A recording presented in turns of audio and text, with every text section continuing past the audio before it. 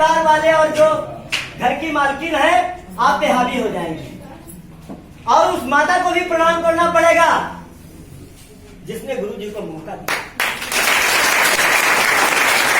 यदि वो माता को होती तो शायद हम लोग आज शिक्षा ना प्राप्त कर पाते इस तरीके से। जैसे हम ढांक रहे हैं, मान लीजिएगा, ढांक रहे हैं मतलब बोलना, देसी कहावत है। जैसे आज हम ढांक रहे हैं कि कहीं ना कहीं उस माता का भी स्थान है। यदि आप लोग लगातार पढ़ रहे हैं, देश निर्माण में योगदान करेंगे, ऐसी यदि अभिलाषा आप लोग रखे हुए हैं, तो यकीन मानिए ये जो सोच है, ये सोच एक दिन रंग लाएगी। आपके माँ बाप का नाम, आपके समाज का नाम और गुरु जी का नाम और इस देश का नाम ऊंचाइयों तक जाएगा। हमारे समाज का ललाट भी ऊंचा होगा, हमारे देश का ललाट भी उन्नतशील होगा।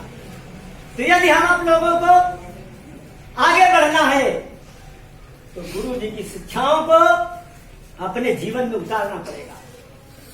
गुरु जी ने देखो कितने समय के पाबंद हैं, कभी सोचा इस बात को?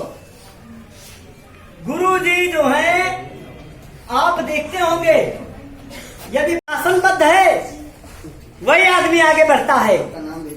इसलिए मेरे प्यारे भाइयों बहनों, इस मंच के माध्यम से और गुरु जी की तरफ से मैं अनुरोध करता हूं कि आप लोग अनुशासन में रहिए, आप लोग समय के पाबंद बनिए, आप लोग नैतिकशील बनिए, आप लोग विनम्रशील बनिए, आप लोग विनयशील बनिए।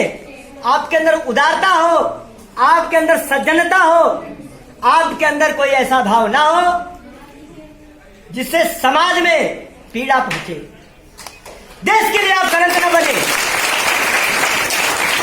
यदि आप देश के लिए अच्छे नागरिक बनेंगे तभी गुरु जी को प्यारे होंगे। तो गुरु जी को यदि प्यारे, गुरु जी के लिए यदि आप नजीर बनना चाहते हैं तो आप लोग सत्कर्म करिए। सत्कर्म करने का लक्ष्य क्या है? जो गुरु जी ने टारगेट दिया है, जिस टारगेट के चलते आप यहां पधारे हैं, मुझे पुलिस में जाना है, मुझे लेखपाल बनना है, मुझे फला सर्विस में जाना है, मुझे शिक्षक बनना है, तो आप लोगों को अपने लक्ष्य को प्राप्त करना होगा। और ये लक्ष्य, क्योंकि ये जो बिल्डिंग है इस बात की तस्दीक करती है, प्रमाणित करती है कि हे नवयुवकों, आप तब तक चलते रहो, तब तक चलते रहो जब तक मंजिल न मिल जाए। आपकी मंजिल क्या है?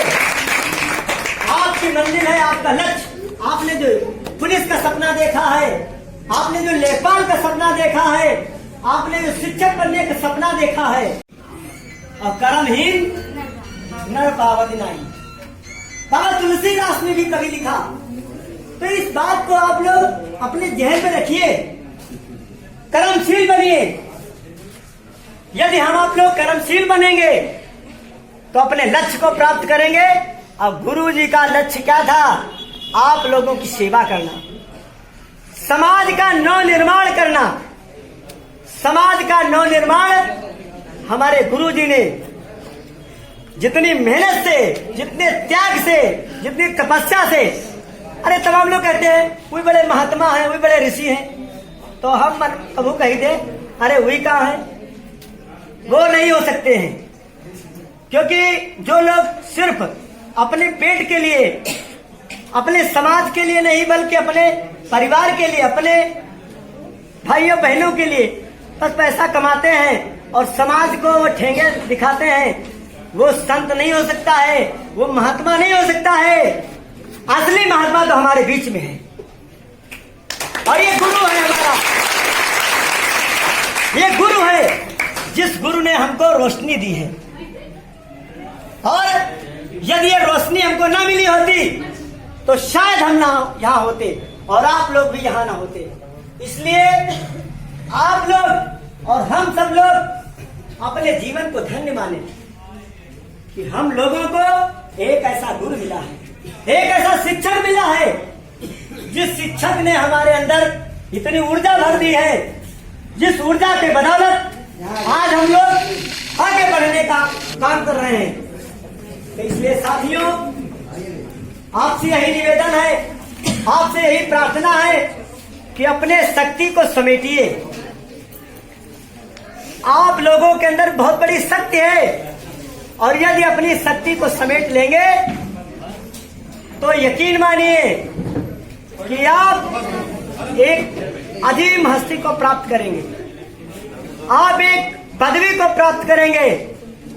जिस पदवी को लोग सल्यूट करते हैं, आप लोग वहां तक यात्रा करेंगे, क्योंकि गुरु जी का जो निर्देश होता है उसके अनुसार मुझे आना पड़ता है और मैं विषम परिस्थिति में हूं। ये बात हमारे परम आदरणीय गुरु जी के प्रति जो असीम प्रेम है, वो प्रेम ही हमको खींच लाया है। और मैंने सोचा कि गुरु जी के लिए सद्भावना, जो गुडविल है हमारी, सदा रही है, और उस गुडविल को हम कैसे जाहिर कर सकते हैं? यकीनन, क्योंकि उन्होंने हमको शिक्षा दी, हमें इस काबिल बनाया और भी लोगों को काबिल बनाते जा रहे हैं। इसलिए मैं उस जीती जागती जीवंत जो व्यक्तित्व हैं, ऐसे व्यक्तित्व परम आदरणीय श्री आर.डी. वर्मा को मैं नमन करता हूं, अभिनंदन करता हूं, वंदन करता हूं और मैं उस परम शक्ति से आराधना भी करता हूं। हे परम शक्ति, हमारे गुरु को इतनी शक्ति देना कि अधिक दिनों तक जिंदा रहे, दीर्घायु रहे,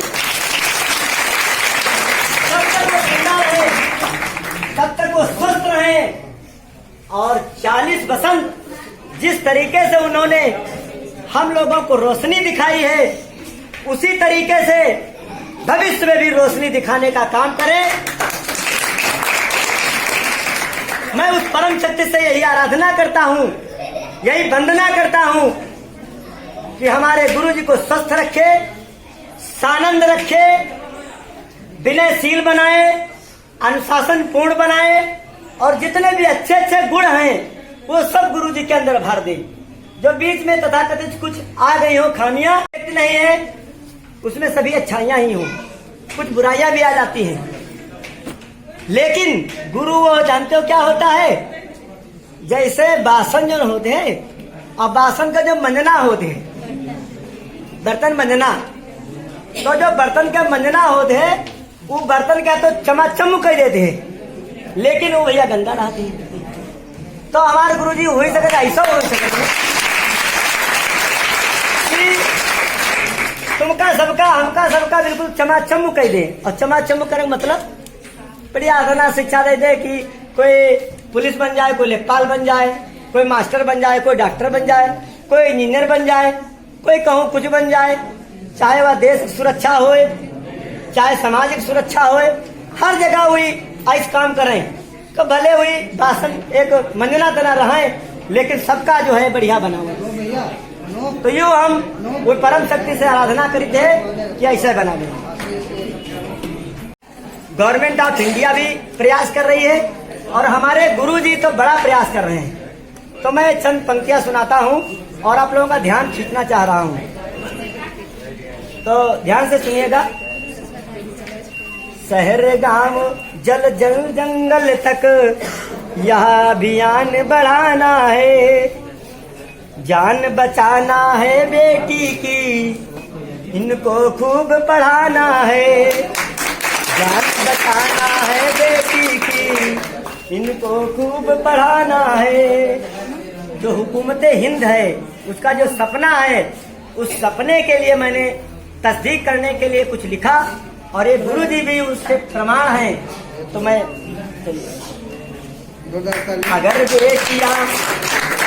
अगर बेटियां नहीं रही तो कैसे सृष्टि चलाओगे, स्वप्न सुंदरी बहन भाभियां रिश्ते कहाँ से लाओगे। चाह रहे गर नाते रिश्ते बेटी नहीं गंवाना है, जान बचाना है बेटी की, इनको खूब पढ़ाना है, इनको खूब पढ़ा